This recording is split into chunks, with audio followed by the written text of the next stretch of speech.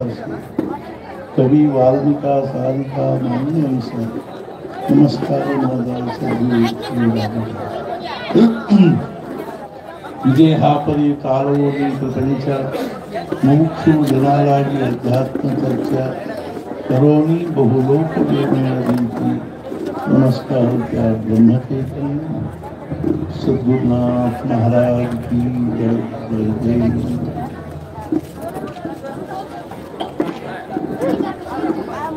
ಒಂದಿಷ್ಟು ಮಂದಿ ತಿರುಪತಿ ಹೊಂಟಿದ್ರು.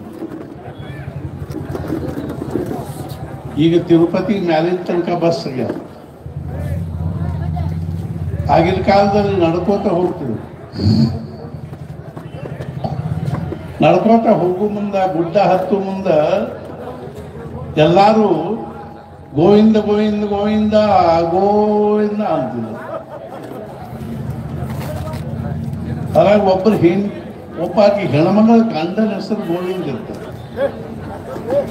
ಆಕಿ ಗಂಡನ ಹೆಸರು ತಗೊಳ್ಳಿಕ್ ಸಂಕೋಚ. ನಮ್ಮ ಹಿಂದೂ ಧರ್ಮದಲ್ಲಿ ಗಂಡನ ಹೆಸರು ತಗೋಬಾರ್ದು, ಗಂಡನ ಹೆಸರು ಅಂತ ಕರಿಬಾರ್ದು. ಒಮ್ಮೆ ಇಬ್ರು ಗಂಡ ಹೆಂಡತಿ ಗೋಂದಾವಲಿಗೆ ಹೋಗಿದ್ರು ಮಹಾರಾಜರ ಹತ್ರ. ಹೆಣ್ಮಗಳು ಮಹಾರಾಜರು ಹೋಗಿ ನಮಸ್ಕಾರ ಮಾಡಿದ್ರು. ಗಂಡ ದೂರ ಇದ್ದ. ಏ ನಾರಾಯಣ ಬಾಯಿದೆ ಅಂದ. ಕೂಡಲೇ ಮಹಾರಾಜ ಕೇರು ನಿಮ್ಮ ಅಣ್ಣ ಏನವ ಅಂತ. ಆದ್ರೆ ನಮ್ಮ ಮನೆಯವ್ರ ಹೆಸರು ತಗೋಬಾರ್ದು ಅಂತ. ಆಕಿ ಹಿಂಗಾಗಿ ಸಂಕೋಚ ಆಗುದ್ರಿ. ಅವಾಗ ಏನಂತಿದ್ಲು, ಮುನ್ನವ್ರ ಹೆಂಗೋ ಹಂಗ ನಮಗೆ ಈವರೆಗೂ ಆ ಸ್ವಾಮೀಜಿ ಅವ್ರು ಮಾತಾಡಿದ್ದು ಇವರು ಮಾತಾಡಿದ್ದನ್ನು ಕೇಳಿದ್ರ ನಾವು ಅವರಿಬ್ರು ಅಂದಂಗ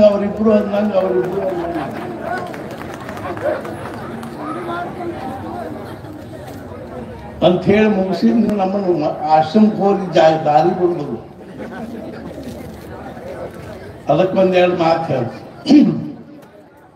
ಇಬ್ರು ಅದ್ಭುತವಾಗಿ ಮಾತಾಡಿ ಶಿವಾಜಿ ಬಗ್ಗೆ, ಹಿಂದೂ ಧರ್ಮದ ಬಗ್ಗೆ, ನಮ್ಮ ಪರಂಪರೆಯ ಬಗ್ಗೆ, ನಮ್ಮ ನಿಷ್ಠೆಯ ಬಗ್ಗೆ, ನಮ್ಮ ದೇಶದಲ್ಲಿ ಆಗಿ ಹೋಗಿರ್ತಕ್ಕಂಥ ಮಹಾನ್ ವಿಲಕ್ಷಣ ಸಾಮರ್ಥ್ಯವಂತರ ಬಗ್ಗೆ, ಧರ್ಮಾಭಿಮಾನ ದೇಶಾಭಿಮಾನಗಳ ಬಗ್ಗೆ ಹೇಳಿರೋದನ್ನು ಕೇಳಿದರೆ ನಿಜವಾಗಿಯೂ ರೋಮಾಂಚನ ಆಗುವಂಥ ಮಾತು. ಇಬ್ಬರು ಅಷ್ಟು ಅದ್ಭುತವಾಗಿ ಹೇಳಿ. ಶಿವಾಜಿ ಬಗ್ಗೆ ನಾವು ಯಾವಾಗಲೂ ಓದ್ತಾನೆ ಇರ್ತೀವಿ. ಸದ್ಯ ನಮ್ಮ ಗಾಡಿ ಒಳಗೆ ಶಿವಾಜಿ ಚರಿತ್ರೆ ಇಲ್ಲ. ಎಲ್ಲರೂ ಊರಿಗೆ ಹೋಗೋ ಮುಂದೆ ಓದ್ಕೋತ ನಾವು ಶಿವಾಜಿಯ ಒಂದು ಮಹಾನತೆಯ ಬಗ್ಗೆ ನಮಗೆ ಬಹಳ ಗೌರವ. ನಮ್ಮ ದೇಶದಲ್ಲಿ ಅನೇಕ ಮಹಾನ್ ಯೋದ್ಧಾಗಳಾಗಿ ಹೋದರು, ಪರಾಕ್ರಮಿಗಳಾಗಿ ಹೋದರು, ರಾಜರಾಗಿ ಹೋದರು. ಆಗ ನಮ್ಮ ದೇಶದ ಒಂದು ಶೋಕಾಂತಿಕ ಏನಿದೆ ಅಂದ್ರೆ ನಮಗೆ ಅವ್ರ ಮಹಾನತೆ ಕಲ್ಪನಾ ಇಲ್ಲ ಮತ್ತು ಆ ಕಡೆಗೆ ಲಕ್ಷ್ಯ ಕೊಡೋ ಪ್ರವೃತ್ತಿನೂ ಇಲ್ಲ. ನೀವು ಹೇಳಿದ್ರೆ ಆಶ್ಚರ್ಯ ಅನ್ನಿಸ್ಬೋದು. ನೆಪೋಲಿಯನ್ನ ಬಗ್ಗೆ 21,000 ಪುಸ್ತಕ, 1200 ವಿಷಯಗಳನ್ನು ಕುರಿತು ನೆಪೋಲಿಯನ್ ಬಗ್ಗೆ 21,000 ಪುಸ್ತಕ. ಶಿವಾಜಿ ಬಗ್ಗೆ ಎಷ್ಟು? ಕೇವಲ ಒಂದು 600 ಪುಸ್ತಕ. ನಾವು ಶಿವಾಜಿ ಬಗ್ಗೆ ಏನು ತಿಳ್ಕೊಂಡು ಏನು ವಿಚಾರ ಮಾಡಿದ್ವಿ? ಶಿವಾಜಿ ಅಂತ ವಿಲಕ್ಷಣ ರಾಜ ಈ ದೇಶದಲ್ಲಿ ಅವನಕ್ಕಿಂತ ಹಿಂದಾಗಿಲ್ಲ, ಬಹುಶಃ ಇನ್ನು ಮುಂದೆ ಆಗ್ಲಿಕ್ಕಿಲ್ಲ. ಅವನೊಬ್ಬ ಪರಿಪೂರ್ಣ ವ್ಯಕ್ತಿ ಇದ್ದ. ಯಾವ ವಿಷಯದಲ್ಲಿಯೂ ಅವನಲ್ಲಿ ನ್ಯೂನತೆ ಇರಲಿಲ್ಲ. ಇದು ಅವನು ಬಹಳ ದೊಡ್ಡ ವೈಶಿಷ್ಟ್ಯ ಆಗಿದೆ. ನಾವು ಸ್ವಲ್ಪ ಏನಾದರೂ ನಮ್ಮ ಪ್ರಪಂಚದಲ್ಲಿ ಅಥವಾ ಏನಾದರೂ ಒಂದು ಕಠಿಣ ಪರಿಸ್ಥಿತಿ ಬಂತು, ಸಂಕಟದ ಪರಿಸ್ಥಿತಿ ಬಂತು, ಬಿಕ್ಕಟ್ಟಿನ ಪರಿಸ್ಥಿತಿ ಬಂತು, ಅವತ್ತು ನಾವು ದೇವರ ಪೂಜೆ ಸಹಿತ ಮಾಡೋದಿಲ್ಲ. ಗಾಬರಿಯಾಗಿ ನಾವು ಓಡಾಡ್ಲಿಕ್ಕೆ ಹತ್ತು ಬಿಡ್ತೀವಿ. ಅವ್ರ ಮನೆಗೆ ಹೋದ್ರು, ಇವ್ರನ್ನ ಭೇಟಿ ಆದ, ಅವ್ರನ್ನ ಭೇಟಿ ಆದ. ಶಿವಾಜಿ ಚರಿತ್ರೆಯಲ್ಲಿ ಕೆಲವು ಇಂಥ ಅದ್ಭುತ ಪ್ರಸಂಗಗಳವಲ್ಲ. ಆ ಪ್ರಸಂಗದಲ್ಲಿ ಅವನದೊಂದೇನು ವಿಲ್ ಪವರ್, ಅವನದೇನು ಒಂದು ಆತ್ಮಶಕ್ತಿ, ಮನೋಬಲ ಇತ್ತು. ಅವೇನು ಬಹಳ ದೊಡ್ಡ ದೈಹಿಕವಾಗಿ ಪ್ರಚಂಡವಾಗಿದ್ದ ಅಂತ ದಾರಾಸಿಂಗು ಕಿಂಕಾಂಗ್ ಸ್ವಾಮಿ ಇದ್ದ ಅಂತೇನಿಲ್ಲ.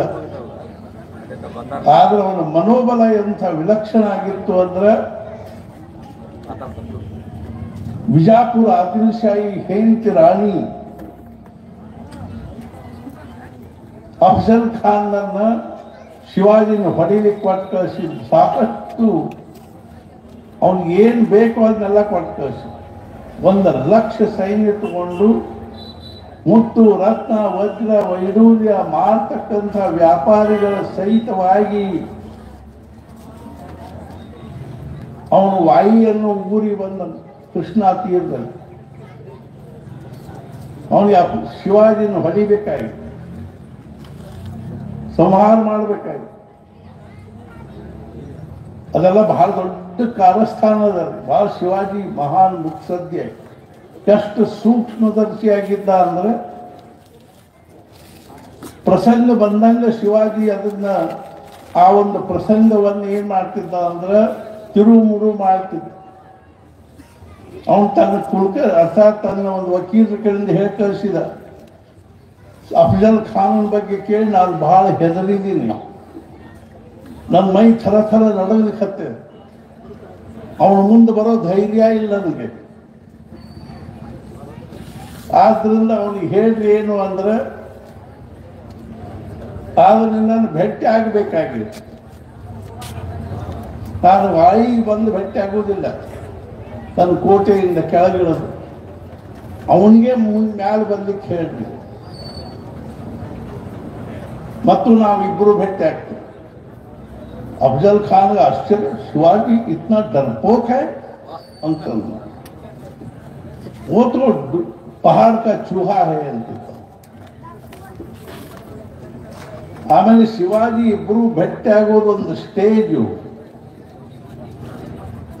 ಸೈಕಾಲಜಿಕಲಿ ಮಾನಸಶಾಸ್ತ್ರಕ್ಕೆ ಅನುಸಾರವಾಗಿ ಶಿವಾಜಿ ವಿಚಾರ, ಅವನ ಭೂಮಿಕಾ ಎಷ್ಟು ಅದ್ಭುತವಾಗಿ ಒಂದು ಇಂಥದೊಂದು ಸ್ಟೇಜ್ ತಯಾರು ಮಾಡಿದ್ರ.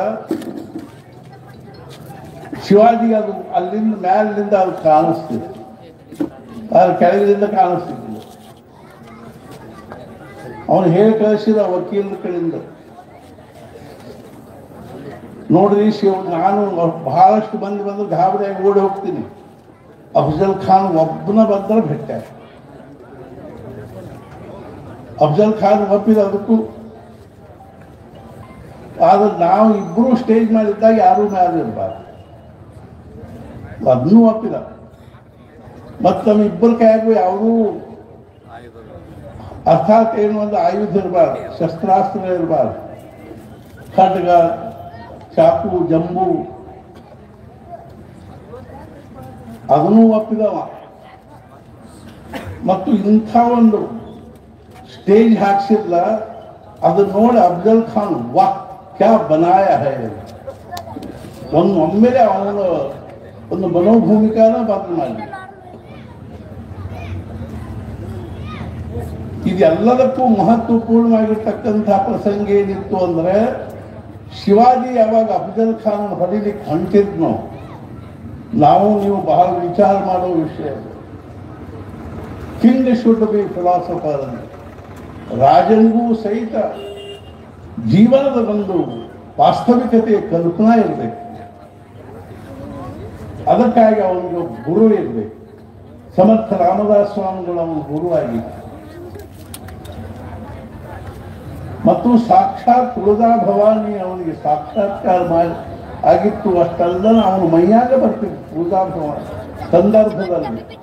ಅಷ್ಟೊಂದು ಅವನಲ್ಲಿ ದೈವಿ ಭಕ್ತಿ, ಶಕ್ತಿ, ಯುಕ್ತಿ. ಅವನು ನಿಮಗೆ ಆಶ್ಚರ್ಯ ಅನಿಸಬಹುದು, ಅಂಥ ಸಂದರ್ಭದಲ್ಲಿ ಅವನು ಶಾಂತವಾಗಿ ಕೂತ್ಕೊಂಡು 1 ತಾಸು ತುಳಜಾ ಭವಾನಿ ಪೂಜೆ ಮಾಡಿ ಅರ್ಥಾತ್ ಪುರೋಹಿತರು ಪೂಜೆ ಹೇಳಿದರು. ತುಳಜಾ ಅಫಜಲ್ ಖಾನ್ ಹೊಡಿಲಿಕ್ಕೆ ಹೋಗ್ಬೇಕಾಗಿಲ್ಲ. ಜೀವನದ ಒಂದು ಅತ್ಯಂತ ಒಂದು ಏನು ಅಂದ್ರೆ ದುರ್ಘಟನಾತ್ಮಕ ಪ್ರಸಂಗ. ಆದ್ರೆ ನಮ್ಗೆ ಹಾಬದಾಗಲಿಲ್ಲ. ಶಾಂತವಾಗಿ ಕೂತ್ಕೊಂಡು ತುಳಜಾ ಭವಾನಿ ಪೂಜೆ ಮಾಡಿದ, ಬ್ರಾಹ್ಮಣರಿಗೆ ಗೋದಾನ ಮಾಡಿದ, ಆಮೇಲೆ ತನ್ನ ಡ್ರೆಸ್ ಹಾಕೊಂಡ, ಆಮೇಲೆ ಅವನು ಹುಲಿ ಉಗುರಂದ್ರೆ ಹುಲಿ ಆದ್ರೆ ಉಕ್ಕಿನ ಉಗುರು ಮಾಡ್ತೀನಿ. ಇಷ್ಟಿಷ್ಟು ತಗ್ಗಿ ಚೂಪ ಮತ್ತು ಪಾಯ್ಸನ್ ಅಂದ್ ಎಡಗೈಯಾಗ ಮಾತ್ರ ಹಾಕಿದ್ದ. ಅವನು ಅಫಜಲ್ ಖಾನ್ ಜೊತೆ ಮಾತಾಡುವಾಗ ಕೈ ಹಿಂದೆ ತಗೊಂಡಿರ್ತೀವಿ, ಬಲಗೈವನ್ನ ಮುಂದೆ ಮಾಡಿ ಮಾತಾಡ. ಎಷ್ಟೊಂದು ಸೂಕ್ಷ್ಮ ದೃಷ್ಟಿ ನೋಡು ವಿಚಾರ. ಕೊನೆಗೆ ಹೊಂಟು ಕೂಡಲೇ ಅಫಜಲ್ ಖಾನ್ ಹೊಡೆಲಿಕ್ಕೆ ಡ್ರೆಸ್ ಹಾಕೊಂಡ, ಇದನ್ನ ಹಾಕೊಂಡ, ತಯಾರಾದ. ಅವನೇನು ಕತ್ತಿ, ಖಡ್ಗ, ಚಾಕು, ಚೂರಿ ಏನೂ ಇಟ್ಕೊಂಡಿದ್ದ. ಆಮೇಲೆ ಅವ್ರು ಬರೋ ಮುಂದೆ ಬ್ರಾಹ್ಮಣರು ಸ್ವಸ್ತಿ ವಾಚನ ಹೇಳ್ತಾರೆ. ನಾವು ಏನಾದರೂ ನಮ್ಮ ಜೀವನದಲ್ಲಿ ಒಂದು ವಿಶೇಷವಾಗಿರ್ತಕ್ಕಂಥದ್ದನ್ನು ಸಾಧಿಸಬೇಕು ಅಂದರೆ ಹಿಂದೆ ದೈವಿ ಶಕ್ತಿ ಇದೆ. ಅಂದ್ರೆ ಮಾತ್ರ ಜೀವನದಲ್ಲಿ ನಮ್ಮ ಮಾನವೀಯ ಶಕ್ತಿಯ ಒಂದು ಯುಕ್ತಿ, ಶಕ್ತಿ ಮತ್ತು ಬುದ್ಧಿ ಇವುಗಳೆಲ್ಲ ಮರ್ಯಾದಿತವಾಗಿರ್ತಕ್ಕಂಥವುಗಳಾಗಿರೋದ್ರಿಂದ ಮೀರಿ ನಾವು ಏನಾದರೂ ಸಾಧಿಸಬೇಕು ಅಂದ್ರೆ ಹಿಂದೆ ಭಗವಂತನ ಕೃಪಾ ಬೇಕು, ದೈವಿ ಶಕ್ತಿ. ಯತ್ರ ಯೋಗೇಶ್ವರ ಕೃಷ್ಣೋ ಯತ್ರ ಪಾರ್ಥೋ ಧನುರ್ಧರ. ಅರ್ಜುನ ಬೇಕು ಯುದ್ಧ ಮಾಡಬೇಕಂದ್ರೆ ಹಿಂದೆ ಕೃಷ್ಣ ಬೇಕು. ಕೃಷ್ಣ ಹೇಳಿದ ನಿಮಿತ್ತ ಮಾತ್ರ ಭವ ಸೌಖ್ಯ ಸಾಧ್ತೀನಿ. ಹೇ ಅರ್ಜುನ, ನೀ ನಿಮಿತ್ತ ಮಾತ್ರ, ಯುದ್ಧ ನಾನು ಮಾಡ್ತೀನಿ.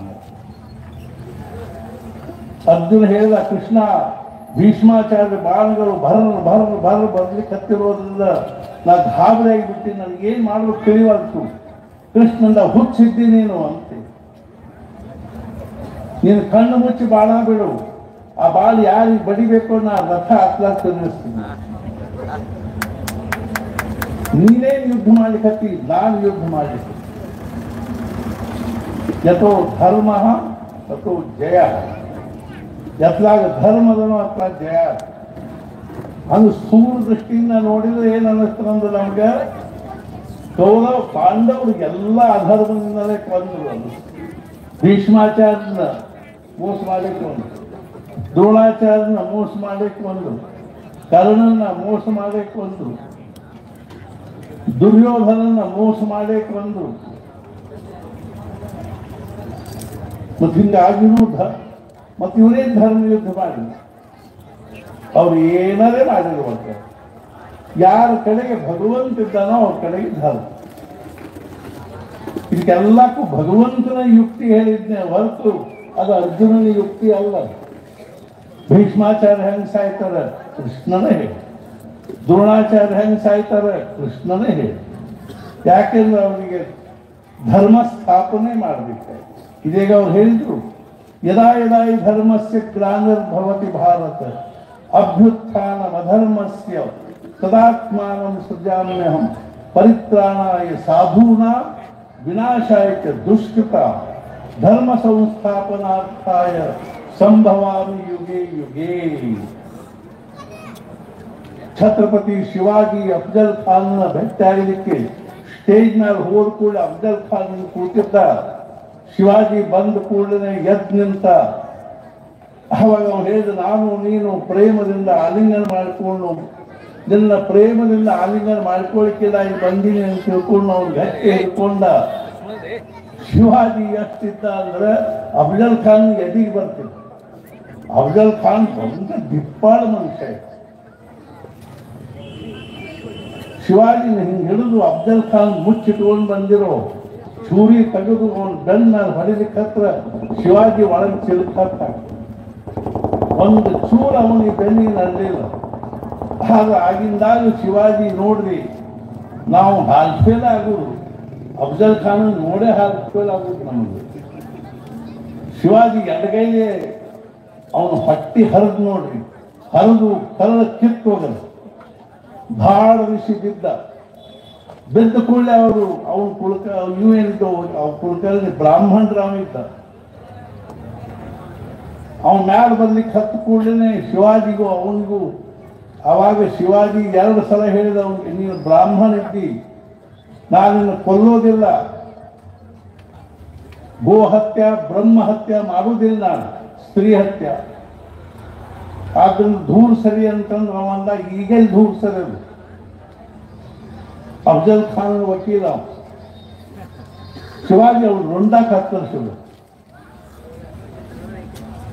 ಆವಾಗ ಶಿವಾಜಿ ಅಫ್ಜಲ್ ಖಾನ್ ಕೆಳಗೆ ಬಿದ್ದ ಕೂಡಲೇ ಶಿವಾಜಿ ಸೈನಿಕರು ಬಂದರು, ಮುಸಲ್ಮಾನ ಅವ್ರಿಗೆ ಅಫ್ಜಲ್ ಖಾನ್ ಸೈನಿಕರಿಗೆ ಶಿವಾಜಿ ಸೈನಿಕರಿಗೆ ಯುದ್ಧ ಶುರು ಆತ್ರಿ. ಆವಾಗ ಶಿವಾಜಿ ಒಬ್ಬವ ಸರ್ದಾರ್ ಏನು ಮಾಡಿದ ಅಂದ್ರೆ ಪಟ್ನ ಅಫ್ಜಲ್ ಖಾನ್ ರುಂಡ ಕತ್ತರಿಸಿಕೊಂಡು ಮ್ಯಾಲ ಓಡಿದ್ರು, ಅವ್ರ ತಾಯಿ ತೋರಿಸ್ಲಿಕ್ಕೆ. ಅರ್ಥಾತ್ ಏನು ಅಂದ್ರೆ ಆ ರಾಮದೇವರ ಕೃಷ್ಣದೇವರಾಯನ ತಮ್ಮ ರಾಮದೇವರಾಯನ ಜೊತೆಗೆ ರಕ್ಕಸ್ತಂಗಳಿಗೆ ಕಾಳಗದಲ್ಲಿ 1,00,000 ಜನ ಆ ಸೈನಿಕರು. ಆವಾಗ ರಾಮದೇವರಾಯ ಏನಾದ ಅಂದ್ರ ಸೋತ.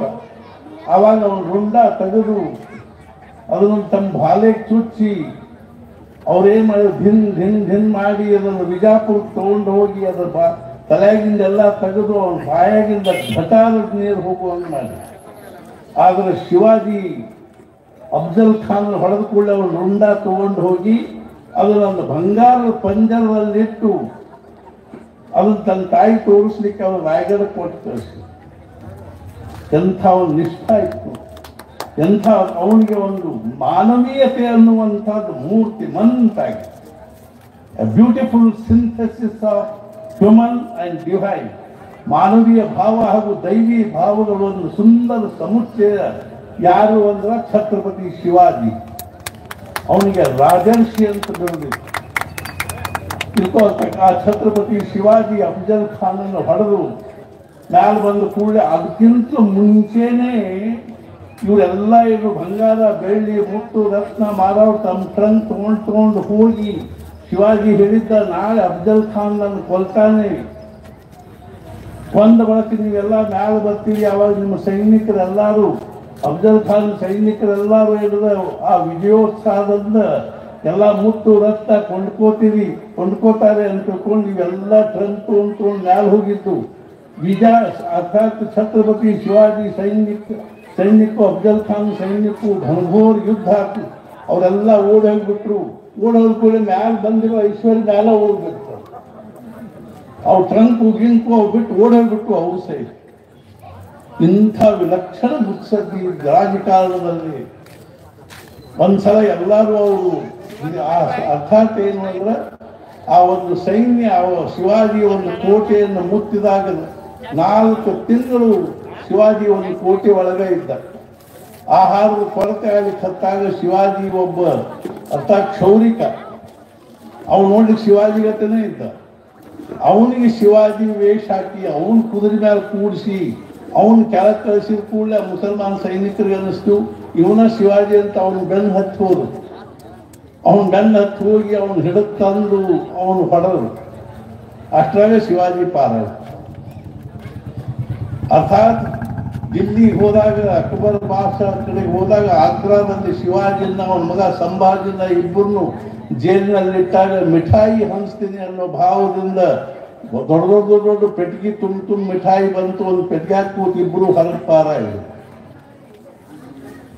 ನಮ್ಮ ಭಾರತೀಯ ಒಂದು ಸಂಸ್ಕೃತಿಯಲ್ಲಿ ನಮ್ಮ ಹಿಂದೂ ಧರ್ಮದ ಒಂದು ಬಹಳ ದೊಡ್ಡದಾಗಿರ್ತಕ್ಕಂಥ ಒಂದೇನು ನಮ್ಮ ದೇಶದ ಐಶ್ವರ್ಯ ಅದನ್ನು ಚಿರಂತನವಾಗಿ ಉಳಿಸಿಕೊಂಡು ಹೋಗ್ಲಿಕ್ಕೆ ಯಾವ ಒಂದು ಭದ್ರವಾಗಿರ್ತಕ್ಕಂಥ ಬುನಾದಿ ಬೇಕು ಅದನ್ನು ನಮ್ಮ ದೇಶದಲ್ಲಿ ಅಗದಿ ಅರ್ಥಾತ್ ಏನು ಅತ್ಯಂತ ಭದ್ರವಾಗಿ ಹಾಕಿರ್ತಕ್ಕಂಥ ಬಹಳ ದೊಡ್ಡ ಶ್ರೇಯಸ್ ಯಾರಿಗೆ ಬರ್ತಂದ್ರೆ ಛತ್ರಪತಿ ಶಿವಾಜಿ. ಆದ್ದರಿಂದ ನಮ್ಮ ದೇಶದ ಭಾಗ್ಯದ ರಾಣಾ ಪ್ರತಾಪ ಸಿಂಹ, ಪೃಥ್ವಿರಾಜ್ ಚೌಹಾಣ, ಛತ್ರಪತಿ ಶಿವಾಜಿ, ಅದೇ ರೀತಿಯಾಗಿ ಕಿತ್ತೂರು ಚೆನ್ನಮ್ಮ, ಅರ್ಥಾತ್ ಏನು ಅಂತಂದ್ರೆ ಇಂಥ ರಾಣಿ ಲಕ್ಷ್ಮೀಬಾಯಿ, ಆ ರಾಣಿ ಲಕ್ಷ್ಮೀಬಾಯಿ ಕೊನೆ ಯುದ್ಧ ಮಾಡಿದ್ದು ನೋಡಿದ್ರೆ ನಾನು ಥರ ನಡಗಲಿಕ್ಕೆ ಏನು ಯುದ್ಧ ಮಾಡಿದ್ಲು ಅಂದ್ರೆ ಇಂಥ ಒಂದು ಎಲ್ಲ ದೃಷ್ಟಿಯಿಂದಲೂ ಮಹಾನತೆಯನ್ನು ಜಗತ್ತಿನಲ್ಲಿ ತಮ್ಮದೇ ಆಗಿರ್ತಕ್ಕಂಥ ಒಂದು ವೈಶಿಷ್ಟ್ಯವನ್ನ ಮಹಾನತೆಯನ್ನು ಹೊಂದಿರತಕ್ಕಂಥ ಲಕ್ಷಾವಧಿ ಜನರು ನಮ್ಮ ದೇಶದಲ್ಲಿ ಹುಟ್ಟಿ ಬೆಳಗಿದ್ದಾರೆ, ಬಾಳಿದ್ದಾರೆ. ಇದೇ ನಮ್ಮ ದೇಶದ ಒಂದು ಬಹಳ ದೊಡ್ಡ ಐಶ್ವರ್ಯ, ಇದೇ ನಮ್ಮ ದೇಶದ ಒಂದು ಬಹಳ ದೊಡ್ಡ ಭಾಗ್ಯ.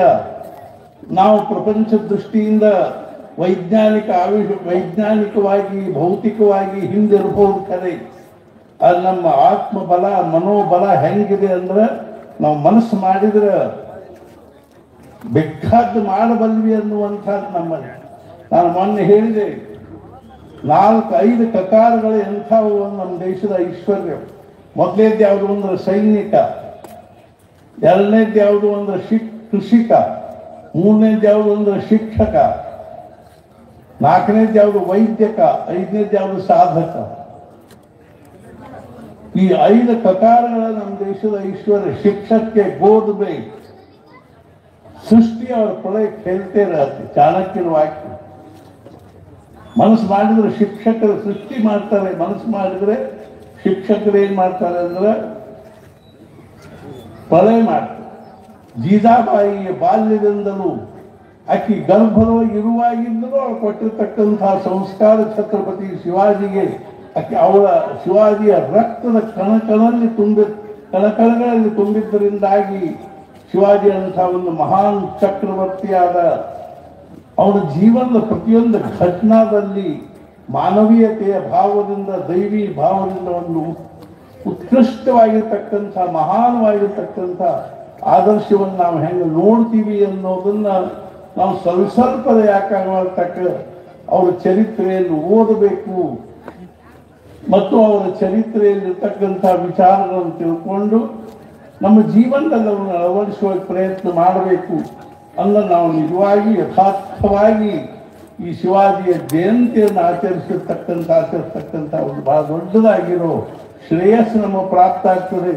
ಇಂಥ ವಿಲಕ್ಷಣ ಒಂದು ಭಾಷಣವನ್ನು ಮಾಡ್ತಕ್ಕಂಥವರು ಎಷ್ಟೊಂದು ಶಿವಾಜಿ ಬಗ್ಗೆ, ಹಿಂದೂ ಧರ್ಮದ ಬಗ್ಗೆ ಅವರು ಅಭ್ಯಾಸ ಮಾಡಿದ್ದಾರೆ ಅನ್ನೋದು ನೋಡಿದ್ರೆ ನಮಗೆ ಬಹಳ ಸಂತೋಷ ಆಗ್ತದೆ. ಅದೇ ರೀತಿ ಸ್ವಾಮೀಜಿಯವರು ಸಹಿತ, ಪರಮಾತ್ಮಾನಂದ ಸ್ವಾಮೀಜಿಯವರು ಎಷ್ಟೊಂದು ಅದ್ಭುತವಾಗಿ ಮಾತಾಡಿದರು. ಇವತ್ತಿನ ಈ ಸಭೆಯಲ್ಲಿ ಇಷ್ಟೊಂದು ವಿಚಾರಗಳನ್ನು ನಮಗೆಲ್ಲ ಕೇಳಲಿಕ್ಕೆ ಸಿಕ್ತು. ಮತ್ತು ಇಷ್ಟ ಅಲ್ಲದೆ ಹೆಬ್ಬಳ್ಳಿಯ ಬಹಳ ದೊಡ್ಡ ವೈಶಿಷ್ಟ್ಯ ಏನು ಅಂದ್ರೆ, ಹೆಬ್ಬಳ್ಳಿಯಲ್ಲಿ ನಾವು ನೋಡ್ತೀವಿ 42 ವರ್ಷಗಳಿಂದ ನೋಡ್ತಾ ಇದ್ದಿಲ್ಲ ಏನು ಅಂದ್ರೆ, ಪ್ರತಿಯೊಂದು ಕ್ಷೇತ್ರದಲ್ಲಿ ಫೀಲ್ಡ್ನಲ್ಲಿ ನಾವು ನಮ್ಮದೇ ಆಗಿರ್ತಕ್ಕಂಥ ಬಹಳ ದೊಡ್ಡ ವೈಶಿಷ್ಟ್ಯವನ್ನು ನಾವು ಏನ್ ಮಾಡ್ತೀವಿ ಅಂದ್ರೆ ಪ್ರತಿಷ್ಠಿತಗೊಳಿಸ್ತೀವಿ. ಯಾವುದೇ ಒಂದು ಕಾರ್ಯಕ್ರಮ ಆಗಲಿ, ಜಾತ್ರೆ ಆಗಲಿ ಅಥವಾ ಮತ್ತೊಂದೇನೂ ಆಗಲಿ ಎತ್ತಿನ ಒಂದು ಇದು ಇರ್ತದೆ, ಸ್ಪರ್ಧೆ ಇರ್ತಾವೆ. ಅದೇ ರೀತಿಯಾಗಿ ಇನ್ನೂ ಅರ್ಥಾತ್ ಏನು ಒಂದು ಶಕ್ತಿ ಪ್ರದರ್ಶನಗಳಿರ್ತಾವೆ. ಎಂಥಂಥ ಒಂದು ಶಕ್ತಿಗಳನ್ನು ಪ್ರದರ್ಶನ ಮಾಡ್ತಕ್ಕಂಥವ್ರು ನೀವು ಯಾರು ಆಶ್ಚರ್ಯ ಅನ್ನಿಸ್ಬೋದು. ಪುಣೆಯಲ್ಲಿ ಮೊದಲನೇ ಡೀನ್ ಯಾರಿದ್ರು ಅಂತ ಹೆಬ್ಬಳ್ಳಿ ಅವರೇ ಇದ್ರು ಅಂತ. ಅರ್ಥಾತ್ ಏನು ಮೆಡಿಕಲ್ ಕ್ಷೇತ್ರದಲ್ಲಿ ಅದೇ ರೀತಿ ಹೆಬ್ಬಳ್ಳಿ ಕಣ್ಣಿ ಮತ್ತು ಇದು ಏನವನು ಅಂಗಳ ಕಣ್ಣಿ ಇತ್ಯಾದಿಗಳು ದಿಲ್ಲಿವರೆಗೂ ಹೋಗ್ತಿದ್ವು ಅಂತ. ಹೀಗೆ ಹೆಬ್ಬಳ್ಳಿ ಎಲ್ಲ ದೃಷ್ಟಿಯಿಂದ ಸಮೃದ್ಧವಾಗಿರ್ತಕ್ಕಂಥದ್ದು. ಶಿವಾಜಿಯ ಪ್ರತಿ ವರ್ಷ ನಾವು ಇಲ್ಲಿ ಆಚರಿಸಿದಾಗ ಅವರು ಯಾವ ರೀತಿ ಆಚರಿಸಿದ್ರು ಅದಕ್ಕೆ ಅನುಸಾರವಾಗಿ ನಾವು ಸಹಿತ ಇಲ್ಲಿ ಬಂದು ಶಿವಾಜಿನ ತೊಟ್ಟಲು ಹಾಕುವುದು ಮಾಡ್ತಿದ್ವಿ. ಈ ವರ್ಷ ಎಲ್ಲ ತರುಣರು ಕೆಲವರೆಲ್ಲರೂ ಸೇರಿ ನಿನ್ನೆ ರಾತ್ರಿ ನಮ್ಮ ಕಡೆ ಬಂದಿದ್ರು, ಮೊನ್ನೆ ಬಂದಿದ್ರು. ಅದನ್ನೆಲ್ಲ ಏನೇನು ಅದು ಬರೆಸಿಕೊಂಡ್ರು, ಆಡಿಯೋ ವಿಡಿಯೋ ಎಲ್ಲ ಬಾರಿಸಿಕೊಂಡ್ರು. ನಮಗೂ ಬಹಳ ಸಂತೋಷ ಆಯಿತು. ಮೊನ್ನೆ ಮತ್ತು ಸಾಹಿತ್ಯ ಸಮ್ಮೇಳನ ಆಗಿ ಅರ್ಥಾತ್ 125ಕ್ಕೆ 125 ಮಾರ್ಕ್ಸ್ ತಗೊಂಡವ್ರನ್ನ ಸನ್ಮಾನ ಮಾಡೋದು ಅಂತನ್ನುವಂಥದ್ದಾಯಿತು. ಅದೇ ರೀತಿ ಅಯ್ಯಪ್ಪ ಸ್ವಾಮಿ ಒಂದು ಸಭೆಗೆ ಅರ್ಥಾತ್ ಉತ್ಸವವನ್ನು ಎಷ್ಟೊಂದು ದೊಡ್ಡ ಪ್ರಮಾಣದಲ್ಲಿ ಆಚರಿಸಿದರು. ಈ ರೀತಿಯಾಗಿ ಹೆಬ್ಬಳ್ಳಿ ಏನದನ್ನು ಮೊದಲಿನಿಂದಲೂ ಧರ್ಮ, ನೀತಿ, ಅದೇ ರೀತಿಯಾಗಿ ದೇವರು ಇತ್ಯಾದಿಗಳ ವಿಷಯದಲ್ಲಿ ಸಂಪ್ರದಾಯ, ಪರಂಪರೆ, ಉತ್ಸವ, ಮಹೋತ್ಸವ ಇತ್ಯಾದಿಗಳನ್ನು ಆಚರಿಸುವಲ್ಲಿ ಎಲ್ಲ ದೃಷ್ಟಿಯಿಂದಲೂ ಅತ್ಯಂತ ಉತ್ಸಾಹಿಯದೆ. ಎಂಥೆಂಥ ಮಂದಿರಗಳನ್ನು 108 ಮಂದಿರಗಳವ ಇಲ್ಲಿ. ನಿಜವಾಗಿಯೂ ಆಶ್ಚರ್ಯ ಪಡುವಂಥ ವಿಷಯ. ನಾವು ಹುಟ್ಟಿದ ಊರಲ್ಲಿ 108 ಮಂದಿರಿವೆ. 108 ಭಾವಿ, 108 ಮಂದಿರಿದ್ದು ಇಂಥ ಒಂದು ಹೆಬ್ಬಳ್ಳಿಯಲ್ಲಿ ಇಂಥ ಕಾರ್ಯಕ್ರಮಗಳು ಮೇಲಿನ ನಡಿಬೇಕು. ನಮಗೆ ಹೆಬ್ಬಳ್ಳಿಯವರು ಇದ್ರೊಳಗಿಂದ ಉತ್ಸಾಹ, ಪ್ರೋತ್ಸಾಹ ಸಿಗಬೇಕು. ನಾವು ಹೆಬ್ಬಳ್ಳಿಯವರು ಸಹಿತ ನಾವು ಗ್ರಾಮವಾಸಿಗಳಾಗಿದ್ದರೂ ನಾವು ಸುಸಂಸ್ಕೃತರಾಗಿ, ಸುಶಿಕ್ಷಿತರಾಗಿ, ಒಂದು ಸುಸಂಬದ್ಧವಾಗಿರ್ತಕ್ಕಂಥ ಸಮಾಜವನ್ನು ನಾವು ನಿರ್ಮಾಣ ಮಾಡಬೇಕು. ನಮ್ಮ ಸಮಾಜದಲ್ಲಿ ಯಾವುದೂ ರಾಗ, ದ್ವೇಷ, ಅಸೂಯೆ, ಮತ್ಸರ ಇತ್ಯಾದಿಗಳನ್ನು ಇಟ್ಟುಕೊಳ್ಳದೆ ಒಂದು ಪ್ರೇಮ, ಸದ್ಭಾವನೆಯಿಂದ ನಾವೆಲ್ಲರೂ ಅತ್ಯಂತ ಆತ್ಮೀಯತೆಯಿಂದ ನಡ್ಕೋಬೇಕು. ನಾವು 42 ವರ್ಷದಿಂದ ನೋಡ್ತಾ ಇದ್ದೀವಿ, ಯಾವುದೇ ರೀತಿಯಾಗಿ ಇಲ್ಲಿ ಜಗಳ, ತಂಟೆ, ಅವರು ಇವರು ಪೊಲೀಸರು ಬಂದರು ಹೊಡೆದಾಟ ಅನ್ನುವಂಥದ್ದು ಏನೂ ನಡೀತಾ ಇಲ್ಲ ಅನ್ನೋದೇ.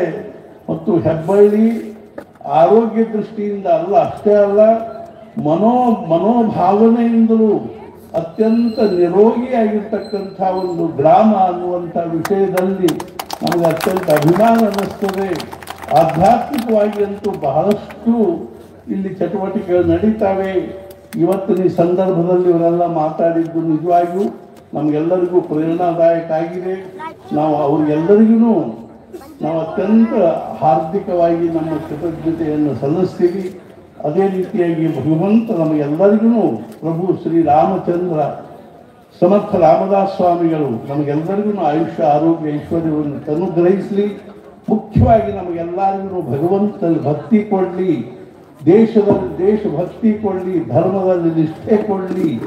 ಅದೇ ರೀತಿಯಾಗಿ ಭಗವಂತನಲ್ಲಿ ಪ್ರೇಮ, ಭಕ್ತಿ ಕೊಡಲಿ, ನಾಮಸ್ಮರಣೆಯಲ್ಲಿ ನಿಷ್ಠೆ ಕೊಡಲಿ, ಸದ್ಗುರುಗಳಲ್ಲಿ ಅಲ್ಲವಾಗಿರ್ತಕ್ಕಂಥ ಒಂದು ಶರಣಾಗತಿ ಭಾವವನ್ನು ಕೊಳ್ಳಿ ಅಂತ ತಿಳ್ಕೊಂಡು ಹೇಳಿ, ಅರ್ಥಾತ್ ಕುಮಾರಿ ಹಾರಿಕಾ ಮಂಜುನಾಥ್ ಅವರಿಗೆ ಎಲ್ಲ ದೃಷ್ಟಿಯಿಂದ ಭಗವಂತ ಇನ್ನೂ ಹೆಚ್ಚಿನ ಪ್ರಮಾಣದಲ್ಲಿ ಅವರು ಸಮಾಜದ ಒಂದು ಸಂಘಟನೆಯಲ್ಲಿ, ಹಿಂದೂ ಧರ್ಮದ ಸಂಘಟನೆಯಲ್ಲಿ ಅವರು ತಮ್ಮನ್ನು ತಾವು ತೊಡಗಿಸಿಕೊಂಡು ಇಷ್ಟೊಂದು ಅದ್ಭುತವಾಗಿ ಈ ಸಣ್ಣ ವಯಸ್ಸಿನಲ್ಲಿ ಮಾತಾಡ್ತಾ ಇರುವುದನ್ನು ನೋಡಿದರೆ ನಮಗೆ ಬಹಳ ಸಂತೋಷ ಆಗ್ತದೆ. ಅವರಿಗೂ ಸಹಿತ ಭಗವಂತ ಎಲ್ಲ ದೃಷ್ಟಿಯಿಂದ ಅನುಗ್ರಹಿಸಲಿ ಅಂತ ತಿಳ್ಕೊಂಡು ಹೇಳಿ, ಎಲ್ಲ ನಮ್ಮ ಗ್ರಾಮದ ಎಲ್ಲ ಒಂದು ಹಿರಿಯರಿಗೆ ಮತ್ತು ಎಲ್ಲ ಒಂದು ಏನು ಅಂದ್ರೆ ಗಣ್ಯಮಾನ್ಯರಿಗೂ ಸಹಿತ ಭಗವಂತ ಅನುಗ್ರಹಿಸಲಿ ಅಂತ ತಿಳ್ಕೊಂಡು ಹೇಳಿ, ಇನ್ನೆಲ್ಲ ಸಂಘಟನೆ ಮಾಡಿದವರಿಗೂ ಸಹಿತ ಭಗವಂತ ಸದ್ಗುರು ಅನುಗ್ರಹಿಸಲಿ ಅಂತ ತಿಳ್ಕೊಂಡು ಹೇಳಿ, ಸದ್ಗುರುನಾಥ ಮಹಾರಾಜ್ ಕಿ ಜೈ ಜೈ ಜೈ ರಘುವೀರ್.